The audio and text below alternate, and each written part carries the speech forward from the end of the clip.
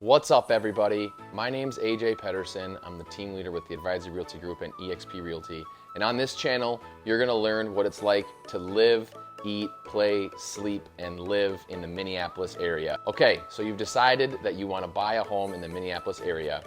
On to the video. Here are the 8 steps that you need to know. A good place to start is saving up for a down payment.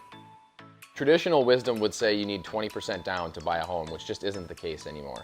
You can buy a home with 3%, 5% conventional, 3.5% FHA, and there are even down payment assistance programs in Minnesota that will allow you to buy with less money down than that. That being said, if you do have less than 20%, you are gonna have to pay what's called mortgage insurance, or you're gonna have to prepay that at the closing. So there's an additional fee monthly for having less than 20% equity in your home. So that's something to keep an eye out for. Step number 2, finding the perfect real estate agent. We're real estate agents, so we're a little bit biased on this, obviously, but having a great agent is really important to this process. Having somebody that can guide you, can connect you with industry partners to make sure you're getting the best service from every angle is very, very important. Also, finding somebody that understands your wants and must-haves and knows what they're looking at when they go to a home is very vital for your search, especially as a first-time home buyer. Step number 3, getting pre-approved. If you're working with that awesome agent that I just talked about, you're probably going to be told that it's very important to get pre-approved next.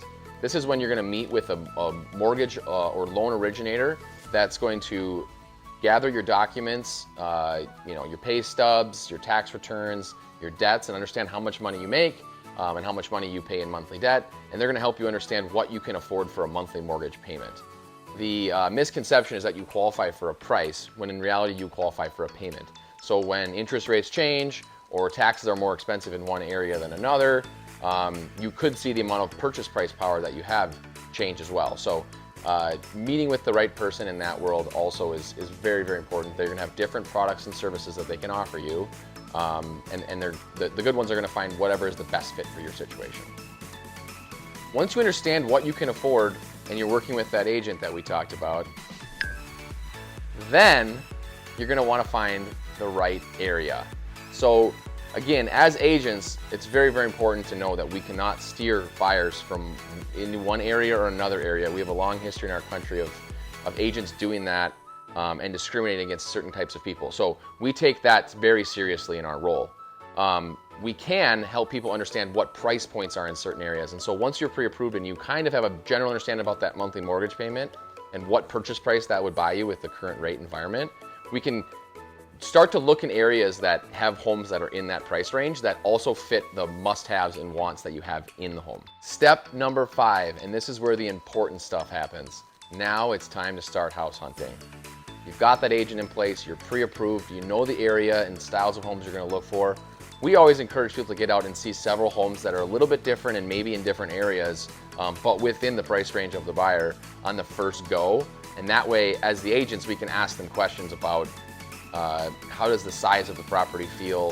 How do you like the yard? Are there different things that we can uncover as agents just by asking the right questions? So getting out and house hunting is very, very fun. And once you're able to get out there and look, you get on to the next step, step number 6. So you've gotten all the way here. Step number 6, making an offer. Once you find the perfect house, the next step is to get out there and actually make an offer on that property.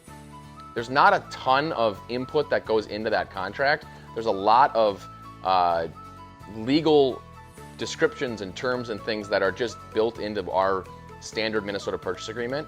But things like price, the amount of earnest money, the closing date, the down payment, the inspection time period, any other additional terms are adjustable obviously within that contract. So maybe you're in a situation that's in multiple offers and you're gonna have to pay potentially over the list price, or maybe you're in a situation where you're gonna negotiate. All of these things come into play when you find the perfect home and you're ready to make that offer. Congratulations, you got the home under contract. The next step in the process typically is to do an inspection. This is where a third party that you hire is gonna come in and tell you all the stuff that's wrong with the house that you just bought. It's a very, very exciting time. It's actually the worst day of the whole process. That being said, here in Minnesota, after the inspection is completed and before the end of the inspection contingency period, we can either move forward as planned, ask for the seller to make repairs, ask for the seller to take money off the purchase price, or offer the buyer seller paid closing costs in lieu of repairs, or cancel the contract and get their earnest money back. Again, we've seen some different terms put in the contract surrounding inspections, but those are the 4 options in a standard inspection term. And as part of step 7, this inspection period, once we move forward from that, it's kind of in the same realm as the pending process. We have what's called an appraisal, where the lender actually hires somebody to come out and make sure the home's worth what you're paying for it. And you're gonna be shuffling all your documents into your lender. Step 8, you made it all the way here to the most exciting day of the process, closing day. We typically do a final walkthrough either the day before or the day of closing to ensure the property is in the same condition that it was during the inspection period. Right after that final walkthrough, if it's the same day or obviously the next day, is when you go to a closing, a title company's office to perform the closing. You write your check for the balance of the funds that are owed, you sign your name a bunch of times, and then you become the homeowner of the house. And in most cases, that happens immediately after the loan is funded. So congratulations, made it all the way to the end. At the end of the day, buying a house is a huge decision. So don't take it lightly. Talk to some different people, get some different opinions, and understand, kind of what the pitfalls potentially could be with making this big decision. It's so important that you do your own research and that you come into it prepared and have the right expectations. All the time, we have people reaching out to us about the Minneapolis real estate market. If that's you, feel free to reach out. Our contact info is here. Also, comment on this post, like it, interact with us. We would love to chat with you. Hit the subscribe button, hit the bell, you'll get notified when we post new videos. Thanks for tuning in.